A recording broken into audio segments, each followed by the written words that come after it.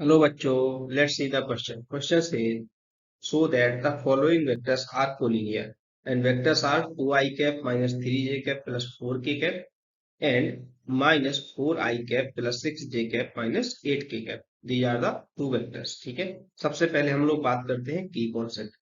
ठीक है, की कॉन्सेप्ट में हम समझेंगे कौन से वेक्टर्स कोलिनियर होते हैं, है ना.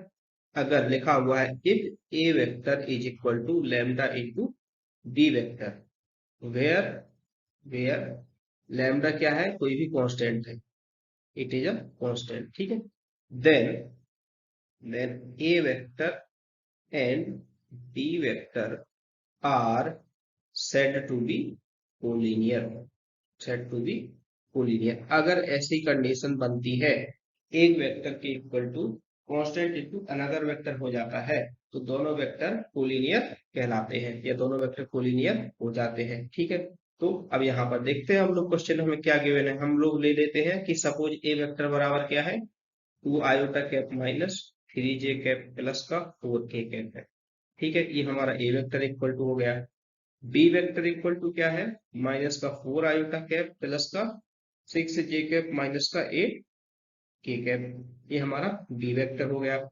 अब हम क्या करते हैं कि अगर मैं इस बी वेक्टर को फर्दर सॉल्व करूं, है ना, बी वेक्टर वाली लाइन को फर्दर सॉल्व करूं और बी वेक्टर इक्वल टू मैं क्या करता हूं कि -2 यहां से कॉमन निकालता हूं बाहर, तो अंदर क्या बचेगा, 2i कैप माइनस का 3j कैप और प्लस का 4k कैप, ये बचा. अब देखो क्या बिल्कुल सेम चीज हमारे पास ए वेक्टर के पास है, 2i cap minus 3j cap plus 4k cap. तो यहाँ से हम क्या कंक्लूजन लिख सकते हैं, यहाँ से लिख सकते हैं कि b vector is equal to -2 into a vector.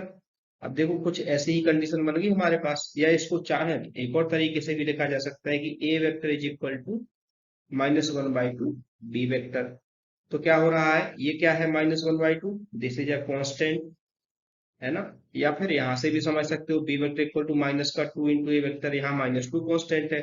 तो हम लोग बोलेंगे कि hence hence a vector and b vector are collinear.